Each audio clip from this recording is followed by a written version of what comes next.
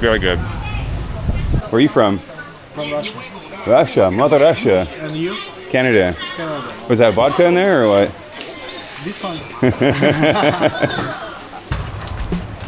Today I am en route to the Orussey Market. It's one of the bigger markets from what I've just read online in Phnom Penh. And it's like a couple kilometers away from where I am now, so I'm just kind of walking through this area that's not too far away from where I'm staying in a direction that I haven't traveled yet, so I figured I'd go there and see what it's all about and yeah, take you guys through it. So, got a bit of a walk ahead of me here. I figured why not go in a direction I haven't been yet. I like to kind of get to my hotel and I like to walk in every direction because sometimes you just get used to being in the same area, going to the same places. And this is going to be our last night in Phnom Penh. We're going to be leaving tomorrow. Leaving tomorrow at nighttime at like 9:30 at night. Me, Alex, and Kyle have a sleeper bus taking us back to Bangkok after our about 10 days in Cambodia. We kind of came out here to do a visa run because we had to use our 30 days up. And we're traveling with our good friend Alex from back home. He's doing about 68 days in Thailand, 68 days in Southeast Asia. We're trying to spend most of it in Thailand, but they only do 30-day visas upon arrival, and you could extend to the country and do another 30 days, but you would have that 8 days kind of where you have to kind of leave because you can't stay in the country for 68 days. Those numbers don't add up, so we decided, well, we'll come to Cambodia. Kyle and Alex had never done it before, so figured we'd come to Cambodia. We did Siem Reap already, which is kind of the city that's close to Angkor Wat. Not a huge city, but 130,000 people maybe live there. So we spent 5 days there. Now we're doing 5 days in Cambodia, or in Phnom Penh. And we've been here for 4 nights already, so we're on our last night. So I figured I'd go check out another market, see what they have to offer. Apparently it's a pretty impressive market. It was highly rated on the list of the 5 or 6 markets here in the city. So here we go. We're gonna walk there and check out the sights and sounds, see what we see. I will touch base with you guys in a short while here. Ooh, we just got some nice shade. It's hot. Looks like we have arrived after crossing a few streets and looking at a few different things along the way. According to this sign I'm reading right here, looks like we've arrived at the, I'm not sure if I'm pronouncing this right, but the Orussey Market. So, seems like a pretty hustling and bustling area. Lots of different people arriving and walking around and shipments coming in. The sign right here, Orussey. So I don't really know what I'm getting myself into here, but we're gonna, this might be like a parking lot area here by the looks of things. So yeah, we're gonna check it out. Yeah, these guys pull it up. These guys know what they're doing. Teamwork. Lots of scooters parked in here. Lots of people selling the sale of water guns for the upcoming Songkran. Just around the corner. Get your water gun, because it's going to be a wet 3 days once that Songkran hits. Maybe we'll try walking into this area right here. See what we find. Got some drinks here. Fresh fruit. Electronic stand here. Always something to find here. I've heard they've got like a kind of a little bit of everything here in this market. Got water bottles and thermoses and decorations. Oh, we got some food here. People are selling food. What do they got here? Looks real interesting. Lots of stuff here. Oh, there's a little sit-down place here. I don't know what's good. What's good to eat? What are you eating here? Good?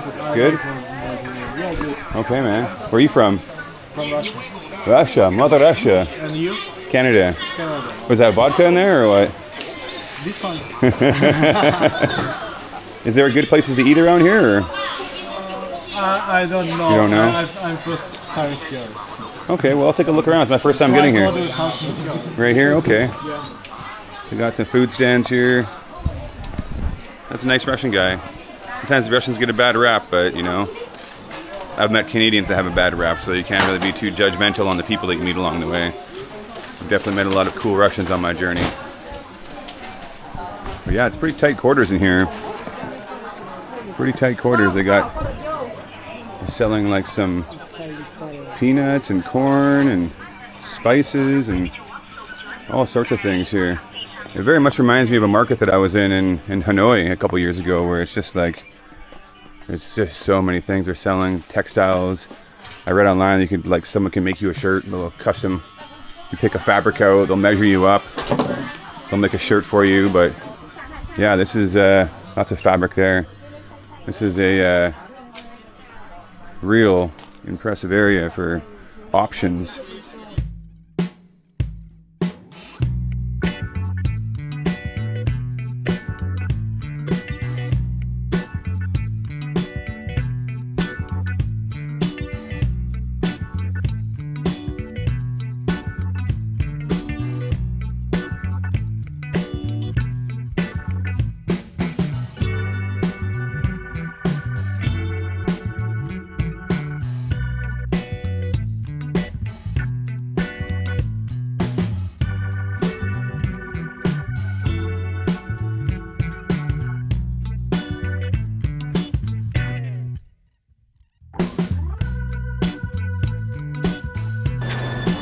Come down here.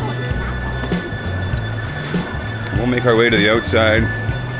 See if I can find myself a table, and I'll cue you guys back in when I maybe get to a place that I can find some food, and I'll show you what I'm getting. So I found this lady here. She's gonna make me like it's kind of a banh mi.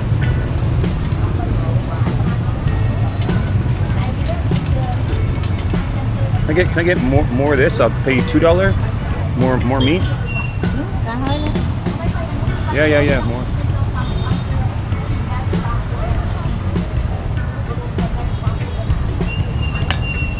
Yes, please.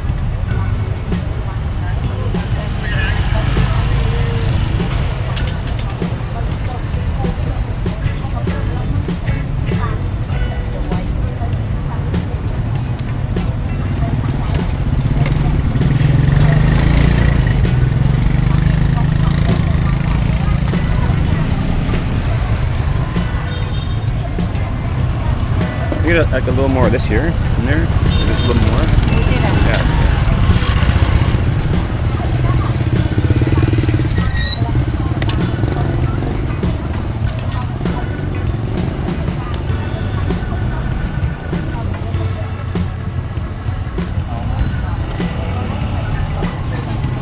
Thank you very much. Thank you very much. So I got this massive sandwich here. She gave it to me for like $2 US. She only was wanting to charge me $1, but I asked her for just a little more meat, so she was like, okay. So to give her $2, so I'll give it a go here.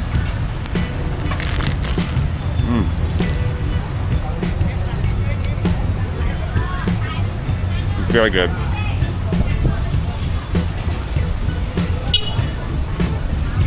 It's basically like a banh mi. She puts like pork, some deli ham pork in there. Puts a pad thai. Looks like a meatball, but it's actually like a pork meatball that is easily squished down into like a pate, like a pork pate. Some spring vegetables in there, some hot sauce, a little bit of this like buttercream. It's actually very good. In terms of the bread, I can tell the bread is baked very fresh. It's probably the best bread I've had so far, and all the sandwiches that I've had. The best one I've had so far was probably in Siem Reap, which in regards to all the ingredients that were put into it. But a big part of the banh mi is the bread. You know, derived from when the French colonized or tried to colonize Vietnam, they brought the baguette over. But this is actually like bigger. It's probably the biggest one I've had so far, and I would say I would probably give it a solid 8 out of 10. She didn't have all the ingredients I wanted into it, but she had like much better than the one I had in Koh Phangan in Thailand. But in regards to like being in Cambodia, you kind of get a combination of like the Vietnamese culture and the Thai culture kind of coming together here because you're right in between those two countries. But for what it is, very good. Highly recommend coming to this market for seeing what it is. Like it's impressive to see everyone kind of coming together, kind of sharing the space, being super respectful in such a tight quarters. I know from my experience in life, when you're in like tight quarters with, you know, I've done some trades work in my day with my dad, my brother, and getting into the tight corners, tight areas with other people where you're having to like navigate space and be respectful, sometimes can get a little frustrating. And these guys here just seem to be absolutely used to the, you know, the chaos of it all, which, you know, that's just what Southeast Asia is. It's just chaos, but it's organized chaos, right? So you guys gotta come out here. You gotta try this lifestyle.